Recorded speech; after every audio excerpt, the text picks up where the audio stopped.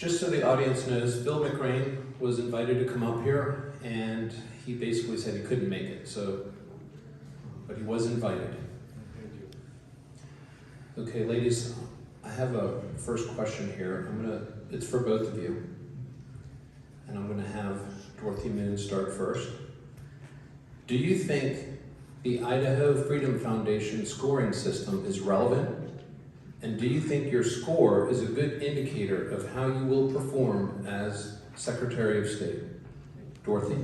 Thanks for the question. I think the Idaho Freedom Foundation is relevant because I've known of the organization for quite a while, and as far as my ranking goes, I think I'm 100% this year, 98, 95. I think I had an 87 one year as well. The fact of the matter is I represent rural Idaho. I vote very conservatively. I always have. I represent people who, when we're hit with being essential and non-essential, it's tough on them. And it seems like the rural folks, they can kind of survive, but they just want government out of their lives. So I've always voted for less government, fiscal accountability, personal responsibility, always. So I'm proud of my score. I have some people say, well, you're a little too conservative. What in the world do you mean you're a little too conservative? I think it's great to be a conservative. That also pretty much aligns up with the American Conservative Union. So in CPAC this year, I had an award waiting for me, but I didn't want to fly in there because I was doing too many bills. Since this is my last year as a legislator, I have things I want to get done. And I do have that award. I've got a lifetime score with the American Conservative Union of 98. But not only that, the Idaho Freedom Foundation also does a spending index. I have a 92.6, which is very high. My opponent, she can tell you about her score. It's very low. But the thing is, with spending, you want to make sure that you get the money back. We've got a $2 billion surplus, and right now, the governor's ready to spend it all. And it's all going to be on his pet projects, not on the Mackey Dam, not on these trying to put water in aquifers. It's going to be on his highway projects or what have you. So, right now, I think the scoring, there's nothing wrong with it. In fact, all of you should be using it so you can look to see how we vote on bills right now. Right now, you need to be tracking how we're voting. And don't believe us when we say, oh yeah, I voted for, to get rid of this funding or whatever. You need to go and check all of us out on how we vote. You can do it every year through the Idaho Freedom Foundation and also on the legislative website. If you need to do your due diligence to make sure you're voting for the right person. And a lot of people haven't. People will come in and say, I'm the biggest conservative out there, and nothing could be farther from the truth. So I am the only conservative candidate in this race. I will tell you that right now. I've got the record to prove it. Thank you. Okay, Mary, I'm going to repeat the question for you if you'd like.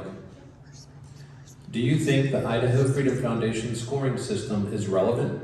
And do you think your score is a good indicator of how you will perform as Secretary of State? Thank you. I am so glad that we got this question right out of the chute, because I think that this is the elephant in the room. I have been accused of many of my opponent's supporters of being a rhino and being way too liberal. I do not think that Dorothy is the only conservative in this race. I am definitely a conservative Republican. I espouse to all of the points of our conservative Republican panel and the platform, and I agree with all of it and always have. So I don't think that we as legislators elected by our people have the right or should give away our vote to any third party group. There are a lot of groups that want to tell us you have to vote this way, you have to vote that way. What I do is I look at what they all say. I read what their advice is, and I take it all into consideration, and then I vote for my district. I read the whole bill, and I see what the bill says, and I weigh it like a business decision. What are the cost benefits of this? What are the downsides of it? My score is the 6th highest score in the Senate. That's not too terrible. And I will tell you that in the Senate, we don't get to vote, we don't even get to see or vote on a lot of bills that they do in the House, because they start a lot of bills in the House and they don't get all the way over. So we don't even get a chance to score those or to vote on them.